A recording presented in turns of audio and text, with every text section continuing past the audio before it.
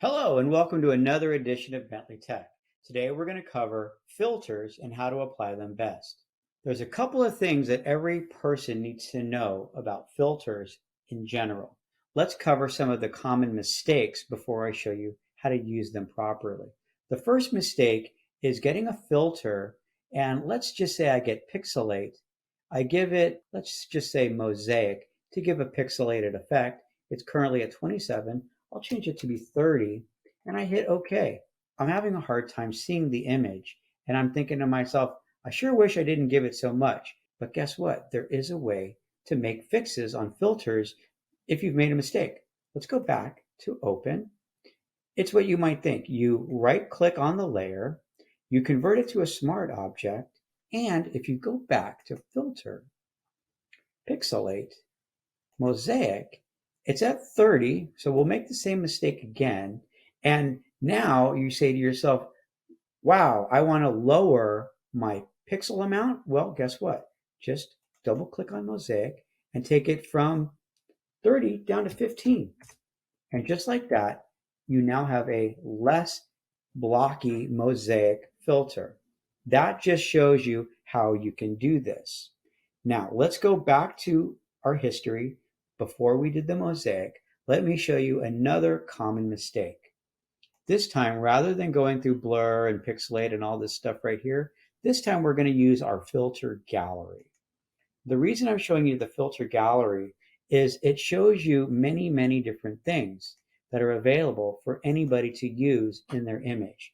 You have artistic, brushstrokes, distort, etc., etc. What I'm going to do is I'm just going to show you sketch. You can see it says photocopy. Now you would think a photocopy would be black and white. Let's click it. Hey, wait a minute. It's blue and red. What the heck is going on? Here is the problem. Common mistake. Hit cancel. You'll notice on my color area right here, it's red and blue. See, red and blue. If I was to switch it, instead of it being blue background, it'd be red background. Here, let's just show you really fast. It definitely makes things tougher for people when they're working on projects to have it look good. So we don't want that. How do you make the fix? It's easy.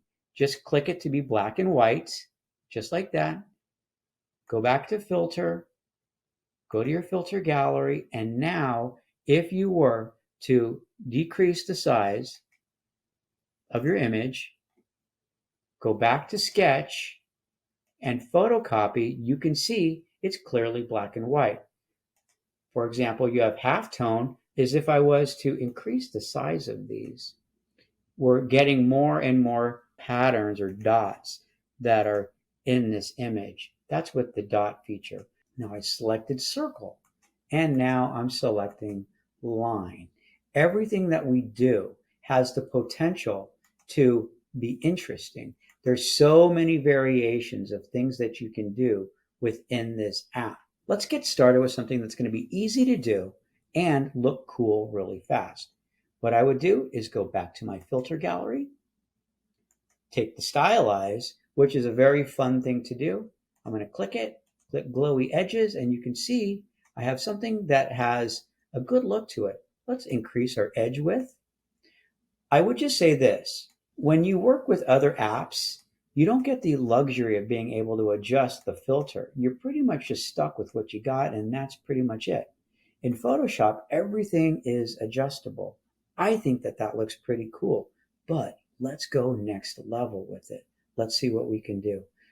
I'm going to click on the smart filter and I'm going to make a mask. What I do is I get my magic wand tool, I click one time, and you can see I've activated this area. There is a little bit of unselected pixels. What I did is I got the square tool, I'm holding shift, and I'm going to incorporate those small pixels into my mask.